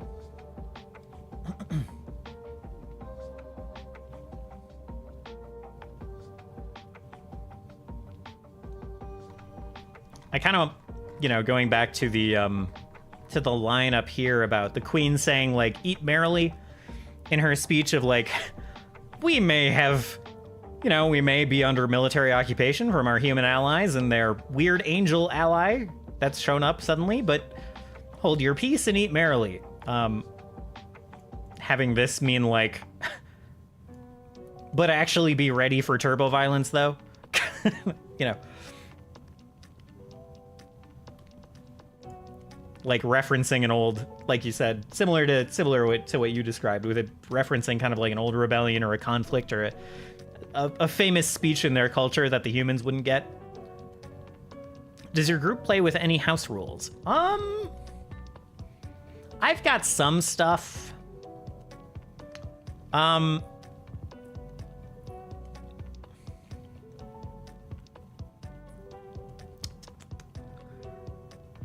can't think of it.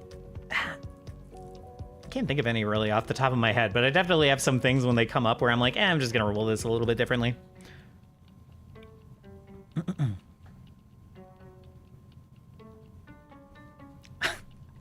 Hello, Marshall Hager. I saw pre-recorded. I thought you were the other purple name in my chat. This is not pre-recorded. I just assumed you meant the Queen's message to the people being pre-recorded, but sure, man.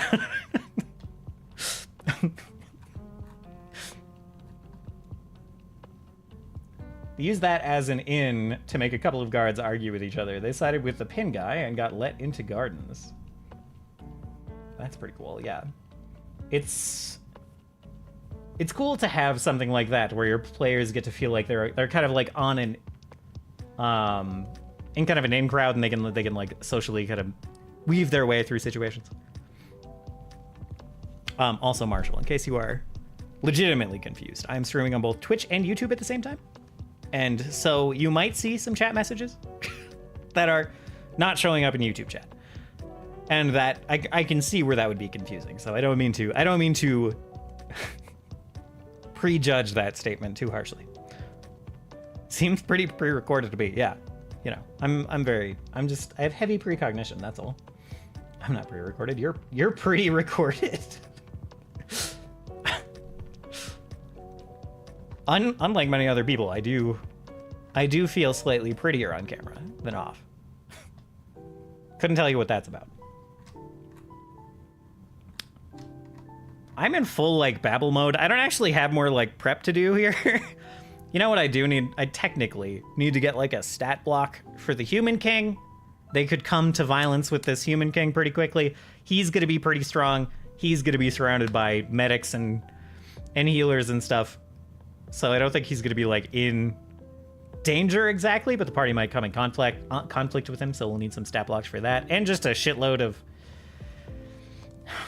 I think I'm gonna need a lot of just goon soldiers next session.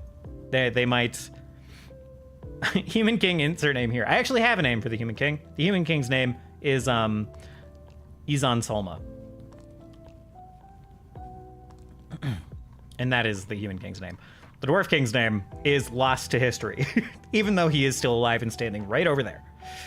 It's been lost to time, and no one knows. No one can say what his name is.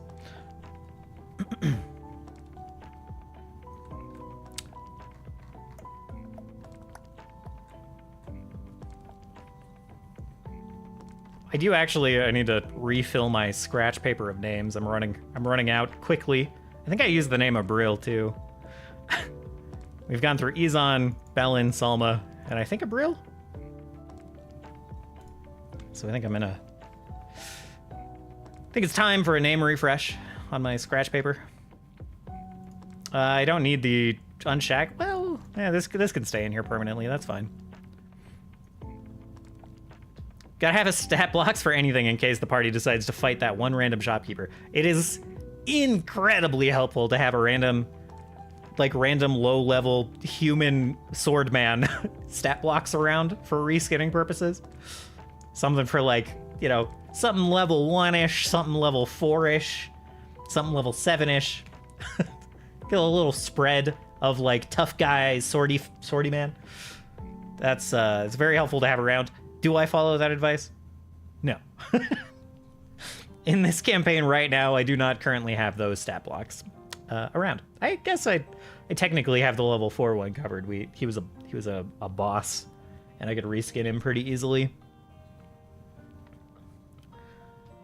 Let's see. Truly, I think I'm done with my prep. Like I said, we can like look through. Oh, all right. Forge has logged me out of my game. We could like look for some maps, but I truly think I'm like pretty much done with my prep. We've got my scenes laid out.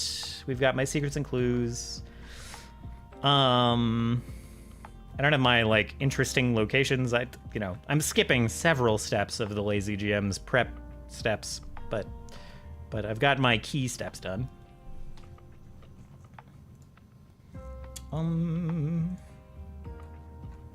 Yeah, really just finding some like city streets to fight in case some fighting comes up. As I expect, some fighting might come up in the city. Finding some generic city streets would be good. And I think I could use we never ended up using the Montclana tunnels, so we could just say these are the Kalmacourt tunnels or something. But I don't need to go look at random maps on stream. I think we're done with the interesting part. How do you do chase scenes? Fucking badly, man. I've only done chase scenes like twice, and one went just poorly, and the other one went okay. But having it be...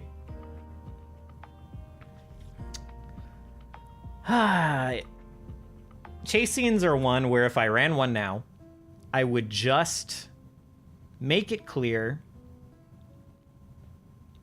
that if they get a certain number, like it's probably going to be a skill check, skill check. What do you call the challenge? Skill check challenge?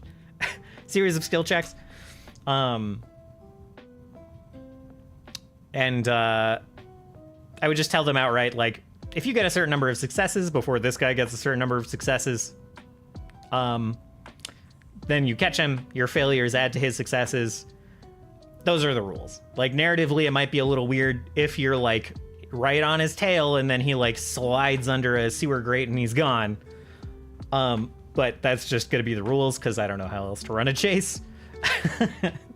It's like either that or like full combat, and full combat chases get real weird. Don't like them. What programs do you usually use? Foundry is my virtual tabletop of choice. So there's that. I love Foundry compared to like Roll20, compared to Fantasy Grounds. I prefer Foundry immensely to all of those, whether it's 5e or Pathfinder or Pathfinder 2 or like really just anything I've played. Foundry feels better to me. I use DungeonDraft to make my maps, and I use WonderDraft to make my world maps. So like, this is not DungeonDraft, this is a pre-built map. But this, where am I? This is like a quick battle map that I made in DungeonDraft. And it's nothing huge. Wait, no. I didn't make this. This is another pre-built one. Heck. Stand by. I haven't made a custom map in a little while, actually. So anyway, this world map that we were looking at, this is made in WonderDraft. This is like my best attempt at like a kind of Underdark area. That's kind of what's going on here. The Commonwealth, the surface above this, also made in WonderDraft. And then I should have some DungeonDraft maps down here. Yeah, I made like this battle map in DungeonDraft, and I'm pretty happy with it, to be honest. It's kind of a place with these glassy tar pits that reflect the moon, and it's a bunch of very like kind of volcanic rock, obsidian kind of rock making up this whole place. And I think it looks pretty nice. I like it all right. So yeah, DungeonDraft, favorite for dungeons and battle maps. WonderDraft for my like overland maps. I've used Incarnate, like Incarnate just fine. I've used what's the, there's like a online, what is it? I haven't used Dungeon Scroll. It's not Dungeon Fog, although I want to check out Dungeon Fog. Oh no, it is Dungeon Fog. The other one, I want to try their overworld thing. I backed their big map, their like nested map thing, and liked that. Okay. Thank you, Streets of Rage 2. Yeah, Dungeon Fog is all right, but I prefer DungeonDraft. And then I use a bunch of random tables online. I use like I like to use random generators for my world maps to like get an idea of kind of how they geographically look. And I'm not gonna remember what it's called either. I have a command for this on my Twitch, and I should look it up sometime. But those are kind of the main ones. I use FL Studio for making music.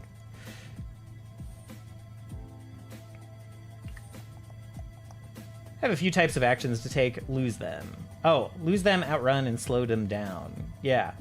But when I did that, the party got split up all over the city. That kind of happened to me too. And it was a whole session to get them back together. So it was meh.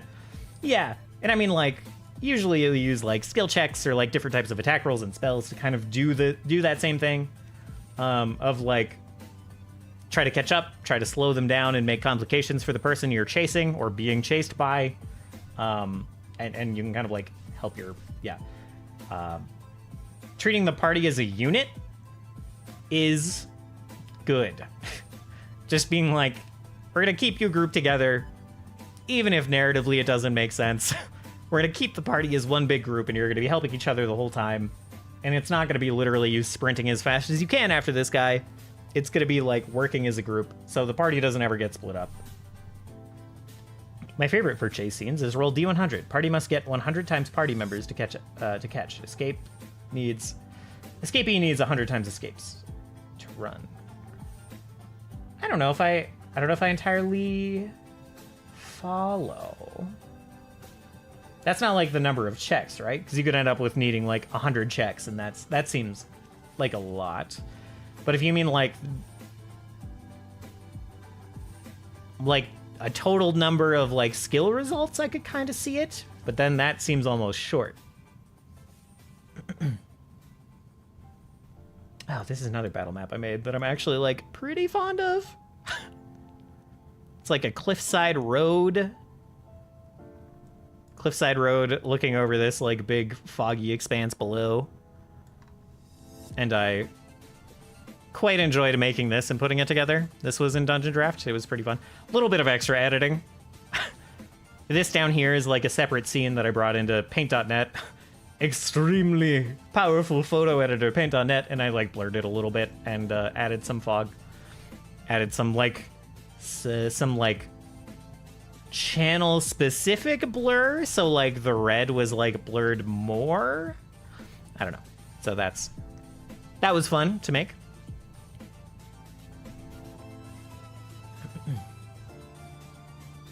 Makes the chase go by quickly, but can give some hype close moments. Yeah, that's cool. I like that quite a bit. And it, party rolls 50, 50, 30 equals 130 person running rolls at 90 equals 90. Yeah. Okay, I see. Yeah, I can see that being pretty fun. That's an interesting way to do it for sure. And I do think simpler is better than more complicated for chases. Like, be as simulationist as you want with overland travel, or with fights, or with scrounging for food, or whatever you want. Be as simulationist as you want, but when it comes to chase scenes, just simplify the shit out of it. Just make it as easy as possible to run, and like as simple as possible to understand, because the game is really not built for that. It's like the middle ground between combat and exploration, where the game just like falls apart. And it's just like the roleplay skills don't really work and the combat abilities don't really work. So, yeah. I've had chases come down to the final roll, where parties roll 289 out of 300 and the person running kept low rolling until they rolled a 70 and got away. Yeah. Yeah, that seems like swingy, which could be a lot of fun. Could be more exciting and dramatic. I did do the group as one entity, as they were running from a witch, running a sled pulled by wolves. That was fun. Every time something bad happened, I did a quick flashback to of them saying something contrary to what's about to happen. I trust the horse with my life. Most sure-footed creature I've ever met. Horse tumbles down the snowy embankment. Yeah, that kind of taunting can be a lot of fun. Okay.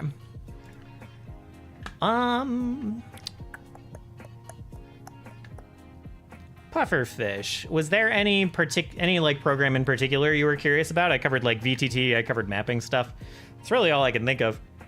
Use Critic for art. I assume I've covered the bases.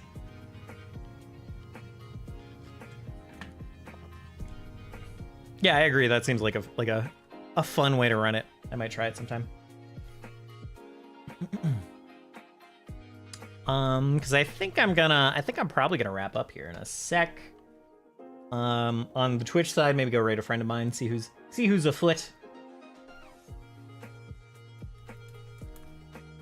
And then we'll be back with music tomorrow. We'll be doing music and a bit of Final Fantasy VII Rebirth tomorrow. We'll be running the session that we just prepared for on Saturday.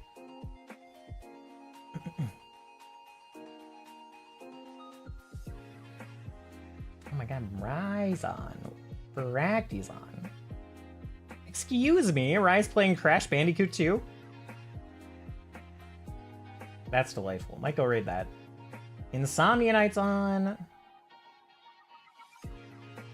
Playing some D&D.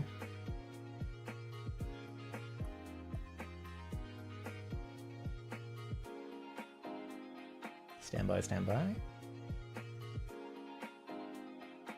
And May Yuki is on playing some D&D. I haven't seen them online in a while, playing Strixhaven. Okay. Microsoft Paint for most art. Hell yeah.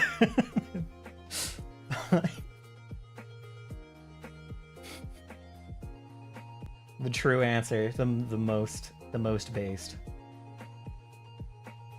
Okay. Well, I've been lured in by this Crash Bandicoot business that Rise got going on. So we're gonna go say hello over there to Rhinosnax, one of my players in the Saturday campaign.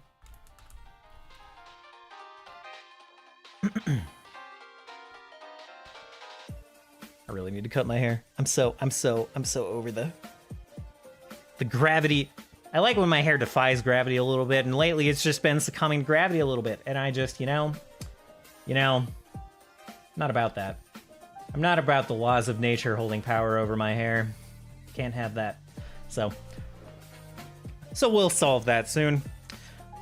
As I said, tomorrow we're going to be back for music. We're going to be writing a little bit for...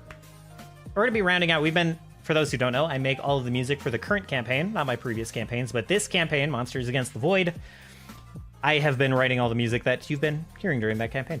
And so we're just going to take a little bit tomorrow, talk about how to round out the kind of album that we have to cover all the bases of what we need before making it kind of like maybe a commercial thing that will like sell or throw in a Patreon or what have you. And that's kind of the plan for tomorrow. We'll be playing Final Fantasy VII Rebirth later in the night. Nothing else through the week until we get to the Saturday session, and then we'll, of course, be running the game. And then we'll have more Final Fantasy VII Rebirth on Saturday night, and that is kind of the schedule for the week. So, all of that said, I hope you have a lovely start of your week. If you enjoyed prepping with me, I'd love it if you tossed a follow, or your regional equivalent over on YouTube. And we'll see you all again real soon. Goodbye!